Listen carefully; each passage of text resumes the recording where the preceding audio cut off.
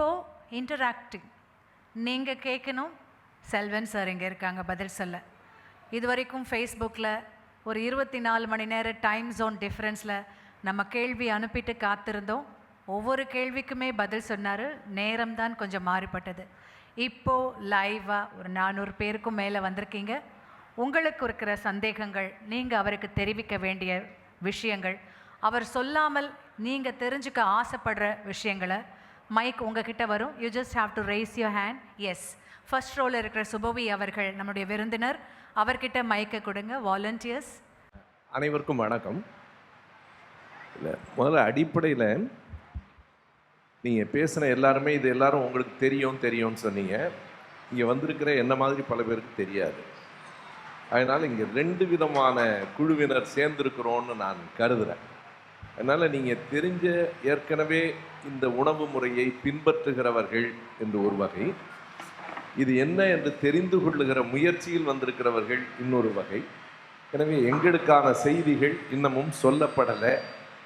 உங்களுக்கு நீங்கள் சொன்ன மாதிரி 100 முறை நீங்கள் திரும்ப சொல்லியிருக்கலாம். எங்களுக்காக 101வது முறை சொல்லணும். அதாவது இந்த உணவு முறை என்றால் என்ன, உங்களுடைய புத்தகம் என்கிட்ட இருக்குது, நான் இன்னும் முழுமையாக படிக்கலை. உணவு முறை என்றால் என்ன செய்யணும் அப்படிங்கிறது ஒன்று.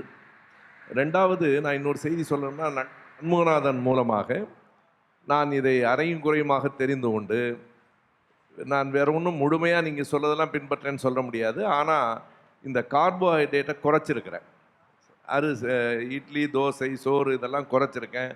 சிறுதானியங்களை குறைச்சிருக்கிறேன். இறைச்சி, முட்டை அதிகம் சாப்பிட்ருக்கிறேன்.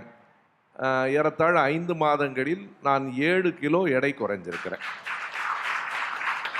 இப்போ அடுத்து நான் சொல்ல போகிறேன், எனக்கு இதனால தான் குறைஞ்சனான்னு எனக்கு தெரியாது.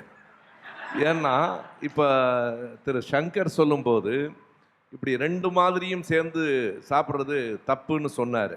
அப்போ நான் தப்பு பண்ணிகிட்டு இருக்கிறான்னு எனக்கு தெரியல. அதனால் எங்களுக்கு இந்த விளக்கம் வேணும். இதுதான் நான் உங்கள்கிட்ட சொல்ல வர்ற செய்தி. அப்புறம் வெயிலில் நிற்கணும், பொதுவாக அது விட்டமின் டிக்கு வெயில் நல்லதும்பாங்க. அது மாதிரி விஷயங்களை எங்களுக்காக கொஞ்சம் நீங்கள் விளக்கி சொல்லணும். பிறகு இதுக்கு சம்மந்தம் இல்லாத இன்னொரு விஷயத்தை நான் சொல்லிடுறேன்.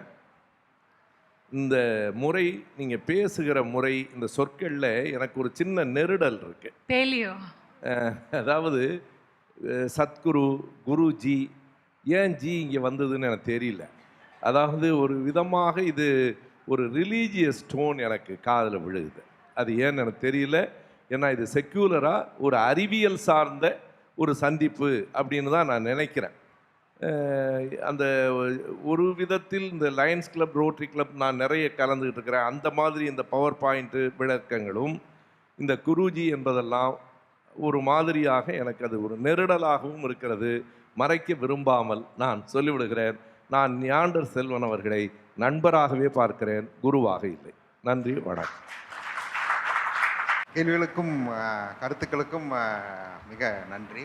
முதலில் நீங்கள் கேட்ட கேள்வி நீங்கள் உணவில் சில மாற்றங்களை நீங்கள் செய்தீர்கள். தானியங்களையும் மாவுச்சத்தையும் நீங்கள் குறைத்தீர்கள். அத்துடன் நீங்கள் கொழுப்பையும் இறைச்சியும் அதிகமாக எடுத்தீர்கள். இதனால் தான் எனக்கு 7 கிலோ எடை குறைந்ததாக என நீங்கள் கேட்டீங்க. இந்த எடை குறைந்த காலத்தில் நீங்கள் செய்த ஒரே மாற்றம் இது மட்டும்தான் என்றால் இதனால் தான் எடை குறைந்தது. இதே தவிர இத்துடன் நீங்கள் நடைப்பயிற்சி செய்திருந்தாலோ அல்லது பல சமயம் என்ன ஆகும் அப்படின்னா, நம்ம ஒரு இந்த டயட்னு கிடையாது, எந்த டயட்லேயுமே எடுத்தால் எடை குறையும். அதுக்கு என்ன காரணம் அப்படின்னா, என்ன வேணால் சாப்பிட்லாம் அப்படின்னா நம்ம பலதரப்பட்ட குப்பை உணவுகளை நம்ம சாப்பிடுவோம், பொரித்த உணவுகளை நம்ம சாப்பிடுவோம். அதை நிறுத்தினாலே நிறைய பேர்த்துக்கு எடை குறையும். நீங்கள் பேலியோ எடுக்கணுங்கிற அவசியமே கிடையாது. ஆனால் அது ஸ்டேபிளாக இருக்காது. நீங்கள் 100 கிலோ இருக்கிறீங்கன்னா ஒரு 5 கிலோ இறங்கும், 6 கிலோ இறங்கும், அதுக்கப்புறம் அப்படியே நின்றும், ஸ்டக்கப்பாய் நின்றும். ஸோ அந்த காரணமாக இருக்கலாம். குப்பை உணவுகளை தவிர்த்தது எடை குறைந்ததுக்கான காரணமாக இருக்கலாம். இரண்டாவதாக நீங்கள் கேட்ட கேள்வி 2 கார்போஹைட்ரேட்ஸ் ப்ளஸ் ஃபேட் இரண்டையுமே எடுத்தால் அது கெடுதலா அப்படின்னு சொல்லி நீங்கள் கேட்டிருந்தீங்க. இரண்டையுமே எடுக்கிறது எப்படி எடுக்கிறோம் அப்படிங்கிறத பொறுத்து தான் அது கெடுதலாகுது.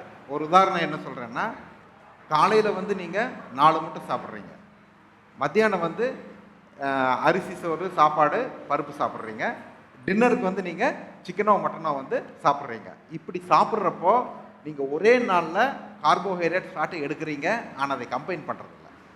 காலையில் சாப்பிட்ற முட்டை வந்து தனி, மத்தியானம் சாப்பிட்ற ரைஸ் வந்து தனி, டின்னருக்கு சாப்பிட்ற இறைச்சி வந்து தனி.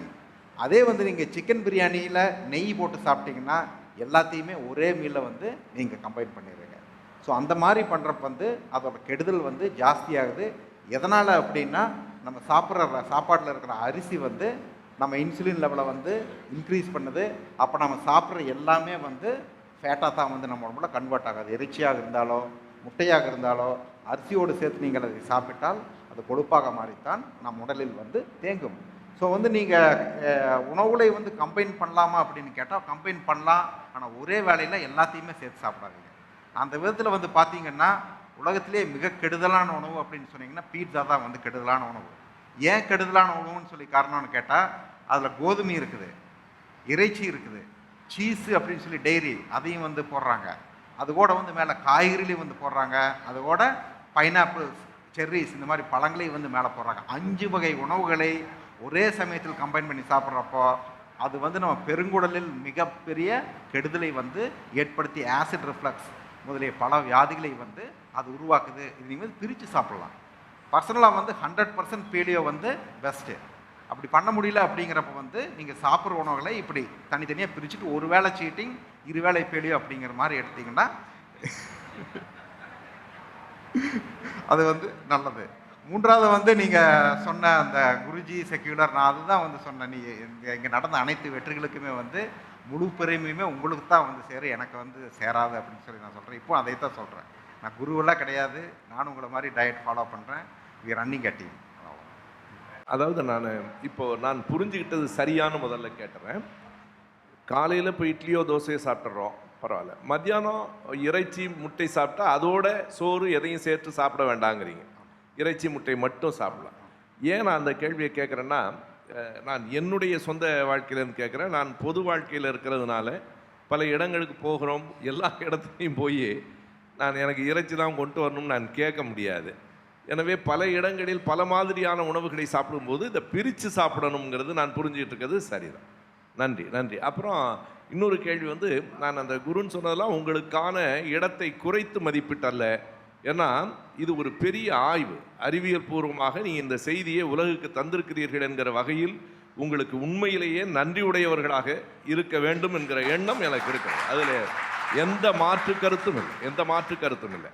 எனக்கு அந்த மதம் சார்ந்த ஒரு குரல் நெருடலாக இருந்தது என்பதை மட்டும்தான் நான் சொன்னேன். மற்றபடி நன்றி, வணக்கம். அதுக்கு ஒரே ஒரு விளக்கம் என்ன அப்படின்னா, நம்ம குரூப் வந்து எல்லா மதம் சார்ந்த மக்களும் அங்கே இருக்காங்க. நம்ம குரூப்பில் சுபி ஐயா உங்களுக்காக நம்ம குரூப்பில் வந்து எல்லா மதம் சார்ந்த மக்களும் இருக்காங்க. ரமதான் மாதத்துக்கான ஃபாஸ்டிங் நாங்கள் கொடுக்குறோம், முஸ்லீம் மக்களுக்கு நாங்கள் கொடுக்குறோம். உணவு பற்றிய பகுத்தறிவு அப்படின்னு நாங்கள் தான் சொல்கிறோம். ஸோ எல்லா வித மக்களுக்கும் அங்கே ஸ்பேஸ் இருக்குது, எல்லாரும் பேசலாம். எதையும் நாங்கள் தலையில் வச்சுக்கிறது கிடையாது. அவங்களுக்கு நாங்கள் திரும்ப திரும்ப சொல்கிறது உணவு பற்றிய ஞானம் மட்டுமே, மற்றதுக்கு எங்களுக்கும் சம்மந்தம் இல்லை. இல்லை, செல்வன் மட்டும் இல்லை, இங்கே டயட் சொல்லி கொடுக்குற யாருமே அதற்கான கிரெடிட்டை கூட எடுத்துக்கிறது இல்லை. அதுக்கப்புறம் தானே குரு